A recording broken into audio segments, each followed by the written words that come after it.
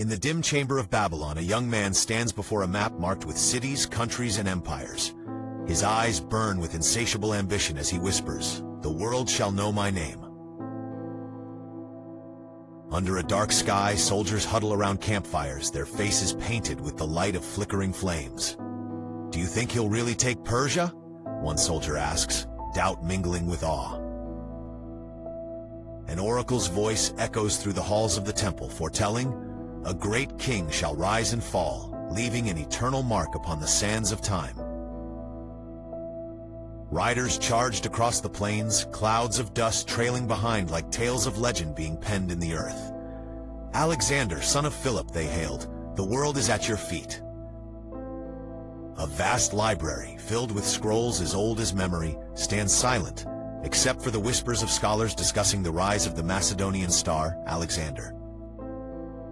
Sitting on a rock, Alexander clenches his fist.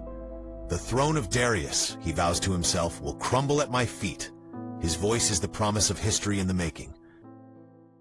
"Who is this young conqueror?" a tradesman asks amidst the din of the bustling marketplace, where tales of distant lands and great battles buzz like bees in everyone's ears. A philosopher poses to his students, "What drives a man to desire an empire so vast? Is it destiny, madness, or something else entirely?" Their silence speaks volumes. Kings in distant lands murmur Alexander's name over their goblets of wine. "What will become of our kingdom should he cast his eyes this way?" They wonder aloud in nervous tones. In a darkened room, generals gather, their maps spread before them like a canvas waiting for the stroke of fate. Can he truly be unstoppable, one questions, uncertainty coloring every word. In the sacred halls of Persepolis, a scribe records the murmur of diviners. "There comes a king," they chant, "whose shadow shall end the dreams of many." On the steps of an ancient academy, a young boy asks his tutor, "Why do men speak of Alexander with such reverence and fear?" The tutor replies softly, "His dreams are bigger than all of us." Born in 356 BC in the Kingdom of Macedonia, Alexander grows amid tales of glory and conquests. His father, King Philip, fills his mind with dreams of a united Greece. One day, at the tender age of 12, Alexander breaks the wild, untamable horse Bucephalus. "Courage, not might," his father smiles, "is the mark of a future king." In his youth, Alexander sits beneath the tutelage of Aristotle, absorbing stories of Achilles, learning wisdom and strategy. "Your mind," Aristotle states, "is your greatest weapon." Whispers of destiny swirl through the royal court as Alexander trains with Spartan warriors. The boy learns quickly, a grizzled veteran admits, like fire catching on dry grass. Amidst the columns of Pella, Alexander watches as his father unites the quarreling city-states of Greece. One day, he quietly promises, "I will do even more." Walking through the gardens of Macedonia, Alexander confides in his mother Olympia. "I wish to be more," he admits, his voice tinged with youthful determination and curiosity.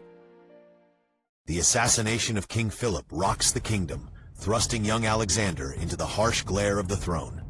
"Do you have the strength?" a doubtful nobleman challenges. Alexander's silence is his answer. Across the Aegean Sea, the fires of rebellion flicker. "We must secure Greece," Alexander resolves, his voice cold as the stone walls around him. "To Persia we march as one." In the thick of battle at the river Granicus, Alexander charges, his spear glinting under the sun as he yells, "For Macedonia!" History echoes his unwavering courage. His voice unwavering, Alexander addresses his loyal men before their invasion of Persia. "The world is vast. Our time is now. Together we shall carve our mark into eternity." As the elephants of Persia loom across the battlefield, a seasoned general observes, "Alexander rides with destiny in his veins." The young king's grit becomes a potent beacon for his soldiers. News of Darius's challenge reaches Alexander. "He underestimates us," Alexander muses, a dangerous gleam in his eyes. His advisors see not youthful naivety, but an unyielding will. The Battle of Issus unfolds like a storm, chaotic and fierce. Surrounded by the enemy, Alexander calls to his cavalry, "Press on, for glory awaits beyond the fray." In the endless siege of Tyre, the city's walls rise impenetrable like mountains. "We shall find a way," Alexander swears, determination etching every word, even if it takes a lifetime.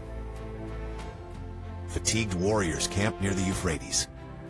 "Do these walls stand forever?" an exhausted soldier ponders. Alexander hears and replies, "No wall shall bar our path to greatness." Conspiracies brew as some in his ranks question his sanity. Alexander, addressing his army with intensity, declares, "I lead not for myself, but for the world we are to create." Under the blazing sky outside Gaugamela, Alexander contemplates the dust and blood ahead. Is this what it means to be great? He silently questions, feeling the weight of his legacy. Whispering doubt among his allies turns to worry. "We are not invincible," an advisor warns, seeing Alexander's relentless pursuit. The young king listens, yet his fire does not wane. At Gaugamela, against impossible odds, Alexander's tactical genius shines, outflanking the Persian army.